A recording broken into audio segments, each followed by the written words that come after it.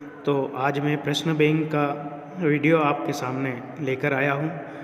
ये प्रश्न बैंक है माध्यमिक शिक्षा मंडल द्वारा जारी की गई और इस प्रश्न बैंक में बहुत ही आईएमपी प्रश्न हैं। लगभग पेपर इसी में से आएगा। ऐसा कहा गया है कि 100% इसी में से पेपर आएगा।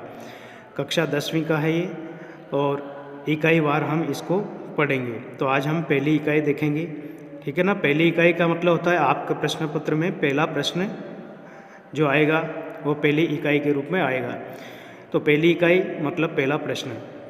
पहला प्रश्न में क्या क्या आएगा ये यहाँ पर लिखा गया है। प्रत्यय, विशेषण, विशेष्य, उचित विकल्पम चित्वा लिखत। यानी कि प्रत्यय, विशेषण, विशेष्य ये उचित विकल्प चुनकर के लिखना रहेगा, है ना। ये प्रश्न आएगा आपका पहला प्रत्यय का आएगा, फिर इसका अगला भाग है विशेषण और तीसरा भाग है विशेष्य। इस प्रकार से पहला जो प्रश्न है, पहली जो इकाई है वो 7 नंबर की प्रश्न पत्र में पूछी जाएगी। तो यहाँ पर देखिए पहला प्रत्यय वाले प्रश्न हम पढ़ेंगे। गच्छन इति पदे कः प्रत्ययः अस्ति। गच्छन इस पद में कौन सा प्रत्यय है। तुमुन प्रत्यय, क्षत्रिय प्रत्यय, शानच प्रत्यय या कत प्रत्यय। तो देखिए यहाँ पर हमने पढ़ा था गच्छन शब्द के अंत में देखिए क्या है, अन है। गम धातु और अन दोनों को मिलाने पर बना गच्छन। तो हमने पढ़ा था जिस धातु के अंत में या जिन पदों के अंत में अन शेष रहता हो वहाँ पर होगा क्षत्रिय प्रत्यय। कौन सा प्रत्यय हो जाएगा, क्षत्रिय प्रत्यय। तो राइट कर देंगे हम क्षत्रिय प्रत्यय, ठीक है। उसके बाद है पठनीयः इत्यस्मिन् पदे प्रत्ययः अस्ति। पठनीयः इस पद में प्रत्यय है, यानी कि पठनीय में कौन सा प्रत्यय है। तो पठनीय के अंत में देखिए पठ धातु में क्या जुड़ा हुआ है, नीय। हमने पढ़ा था जिस पद के अंत में नीय शेष रहता हो वहाँ पर अनियर प्रत्यय होगा, है ना। अनियर प्रत्यय की पहचान है नीय। तो पठनीय, है ना। नीय शब्द है इसलिए यहाँ पर हम लिख देंगे अनियर प्रत्यय, है ना। नीय किसकी पहचान है, अनियर प्रत्यय की पहचान है। तो हम राइट कर देंगे अनियर प्रत्यय, ठीक है। फिर देखिए विहाय इत्यस्मिन् पदे प्रत्ययः अस्ति। विहाय का मतलब छोड़कर इस पद में प्रत्यय है। विहाय में कौन सा प्रत्यय है। हमने प्रत्यय में क्या पढ़ा था, उपसर्ग युक्त धातु के अंत में यदि यह शेष रहता हो। यहाँ पर देखिए विहाय में पहले वि उपसर्ग है ना, और अंत में क्या है यह। तो उपसर्ग पूर्वक धातु में यदि यह शेष रहता है तो वहाँ पर लियप प्रत्यय होता है, सामने पढ़ा था। तो यहाँ पर देखिए वि, हा और कितिन प्रत्यय। कितिन प्रत्यय नहीं होगा क्योंकि यहाँ पर अंत में क्या है, यह है, इसलिए कौन सा प्रत्यय होगा, लियप प्रत्यय। तो लियप प्रत्यय वाला उदाहरण है तीसरा, वि उपसर्ग हा धातु और लियप प्रत्यय। तो हम इसको राइट कर देंगे, ठीक है। उसके बाद अगला है हन धातु कत प्रत्ययः संयोज्य रूपम अस्ति। यानी कि हन धातु में कत प्रत्यय जोड़ने पर रूप होगा या रूप बनेगा। हन धातु में यदि कत प्रत्यय जोड़ दें तो क्या होगा। हमने पढ़ा था कत प्रत्यय का केवल त शेष रहता है, यानी कि हमें तय जोड़ना है। हन धातु में तय जोड़ देंगे तो क्या हो जाएगा, हतः। ये जो न है इसका भी लोप हो जाएगा, केवल क्या बचेगा, हतः। तो राइट कर देंगे हम हतः शब्द को, ठीक है। फिर देखिए क्री धन तुमुन समयोज्य रूपम अस्ति।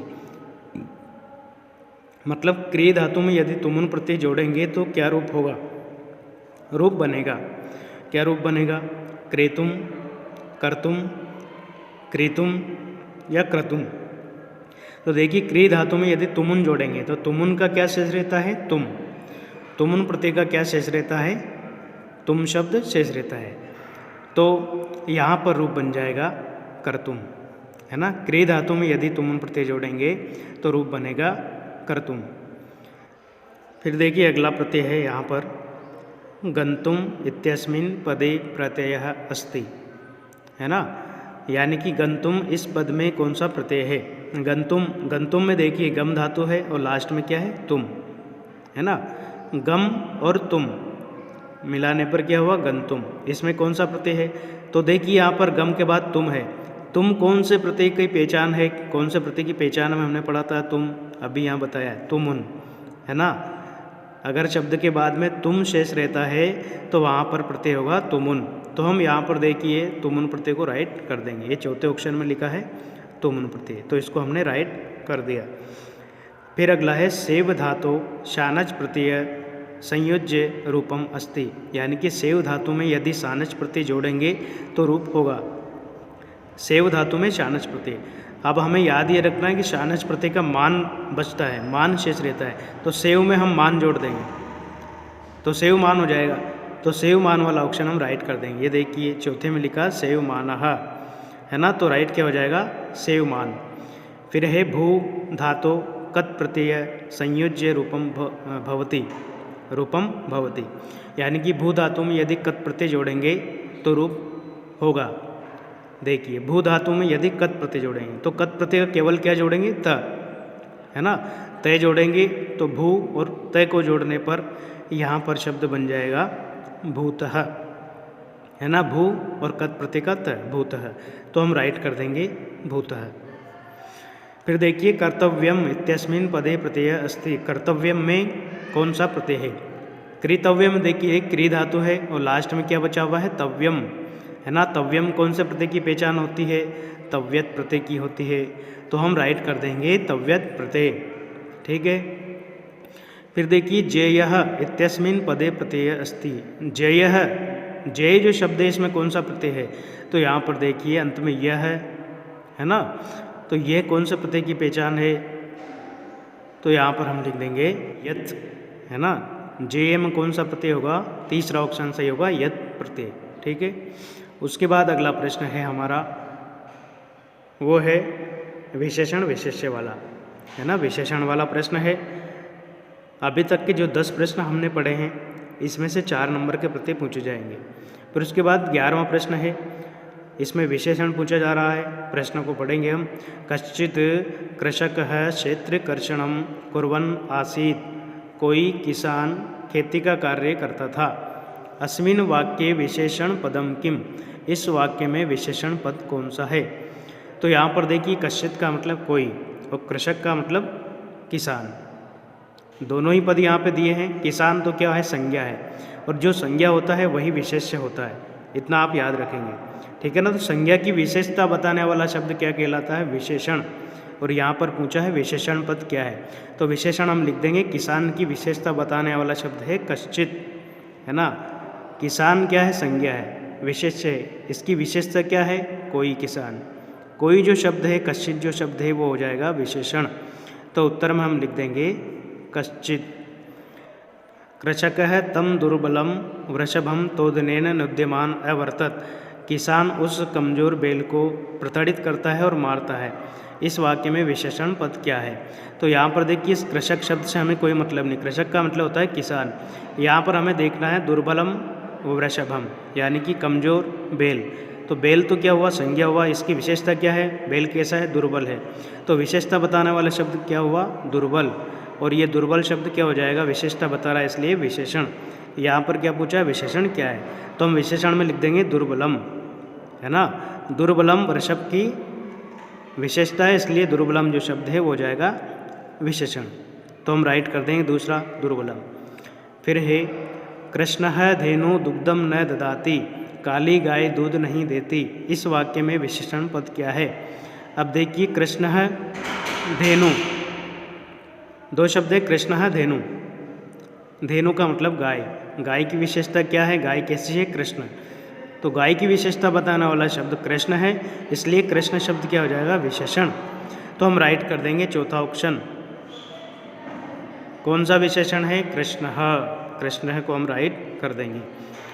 फिर अगला प्रश्न है 14, भार्या बुद्धिमती आसीत्। भार्या मीन्स पत्नी, बुद्धिमती आसीत् मीन्स बुद्धिमान थी।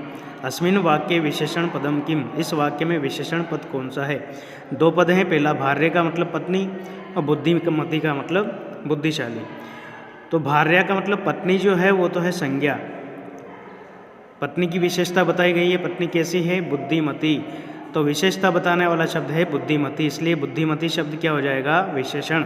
और यहाँ पर क्या पूछा है? विशेषण, ठीक है ना। तो पत्नी की विशेषता है बुद्धिमती है, तो बुद्धिमती शब्द हुआ विशेषण। और यहाँ पूछा गया है विशेषण, इसलिए हम राइट कर देंगे बुद्धिमती। कौन सा ऑप्शन है? पहला ही ऑप्शन सही है, पहला बुद्धिमती। व्यायामेन शरीरम पुष्टम भवति, अस्मिन् वाक्ये विशेषण पदम किम? व्यायाम करने से शरीर पुष्ट होता है, इस वाक्य में विशेषण पद क्या है? व्यायाम करने से शरीर पुष्ट होता है। तो देखिए शरीरम पुष्टम है ना, शरीर शब्द है संज्ञा और उसकी विशेषता है कैसा होता है? पुष्ट होता है। तो पुष्टम जो शब्द है वो है विशेषण।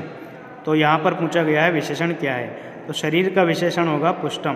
तो हम राइट कर देंगे पुष्टम वाले ऑप्शन को सही कर देंगे। फिर अगला है हरिश्चंद्र है राज्ञः सत्यवादी आसीत, हरिश्चंद्र राजा सत्यवादी था। इत्यस्मिन् वाक्ये विशेषण विशेष्य पदम किम? अब यहाँ पर देखिए ये प्रश्न आपको बहुत ध्यान से पढ़ना पड़ेगा, नहीं तो गलत हो जाएगा। इस वाक्य में विशेष्य पद कौन सा है? यहाँ पर विशेष्य पूछा गया है। विशेष्य का मतलब जो संज्ञा होता है वही विशेष्य होता है। यह हम ऐसा समझ सकते हैं जिसकी विशेषता बताई जाती है वो विशेष्य कहलाता है। तो यहाँ पर देखिए हरिश्चंद्र राजा है, वो कैसा है? सत्यवादी है। तो उसकी विशेषतावाचक शब्द हुआ सत्यवादी, लेकिन किसकी विशेषता बताई गई है? हरिश्चंद्र है, राजा हरिश्चंद्र की विशेषता बताई गई है, इसलिए राइट क्या हुआ? राज्ञ है ना, राज्ञ का मतलब राजा हरिश्चंद्र सत्यवादी थे, तो विशेष्य हो जाएगा राज्ञ है। ठीक है, इसके बाद अगला प्रश्न हम देखते हैं। इसमें लिखा हुआ है सन्यासी गृह त्यागी भवति, यानी कि सन्यासी गृह त्यागी होता है। इत्यस्मिन् वाक्ये विशेष्य पदम किम? इस वाक्य में विशेष्य पद कौन सा है? तो यहाँ पर देखिए विशेष्य का मतलब जिसकी विशेषता बताई जाती है। सन्यासी गृह त्यागी, सन्यासी कैसा है? गृह त्यागी है। तो गृह त्यागी कौन है? किसकी विशेषता बताई गई है? सन्यासी की, इसलिए यहाँ पर विशेष्य पद पूछा गया है, तो विशेष्य क्या हो जाएगा? सन्यासी। तो हम राइट कर देंगे तीसरा ऑप्शन सन्यासी। अगला है राज सिंह पार्श्वे बुद्धिमान मंत्री आसीत, राज सिंह के पास बुद्धिमान मंत्री थे। अस्मिन् वाक्ये विशेष्य पदम किम?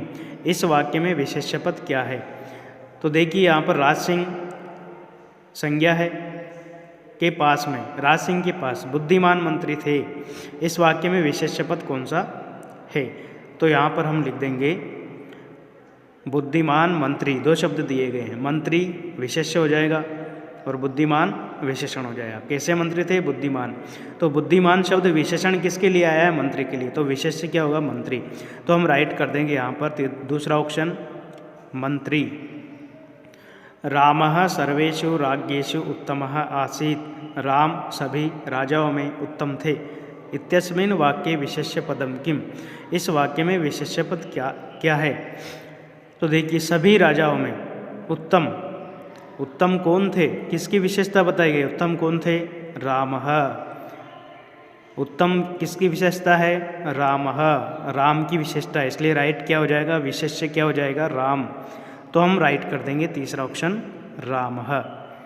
ठीक है, उसके बाद देखिए पलायमानम श्वानम, भागता हुआ कुत्ता। अस्मिन् पदे विशेष्य पदम किम? इस पद में विशेष्य पद क्या है? तो देखिए भागता हुआ कुत्ता, कुत्ता तो क्या है? संज्ञा है। कैसा कुत्ता है? भागता हुआ, पलायमानम है ना, तो विशेष्य पूछा है, तो विशेष्य क्या हो जाएगा? श्वानम। तो हम राइट कर देंगे पहला ऑप्शन श्वानम।